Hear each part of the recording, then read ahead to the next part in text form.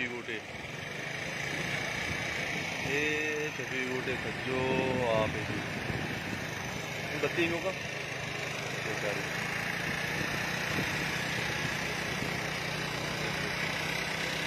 बाबूजान जोरदार तब्येत अन्यत कशी छपी गोटे वा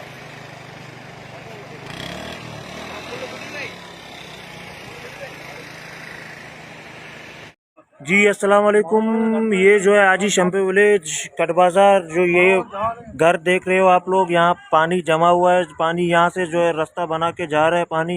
ये सारे घर जो है नदी के पानी के अंदर हैं। ये आप देख सकते हो, ये लड़का देख सकते हो, ये जो है घुटनों घुटनों तक पानी के अंदर है जी। तद्दो नदी आप देख रहे हो, इसकी आवाज़ सुन लो। आवाज़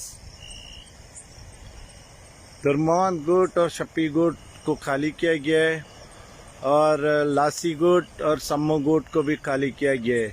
उल्ताना मक्सी गुट, उल्ताना मक्सी पुल पे भी जो है बहुत खतरा है और पीछे और ज़्यादा पानी आ रहा है। आप सब लोग मलीर के होशियार हो जाएं।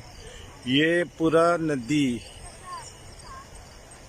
इसकी आवाज़ सुन लो बस। आवाज़ से डर लग रहा है, इसका मतलब है पानी बहुत ज़्यादा है। काका आप माशाल्लाह बास दे रहा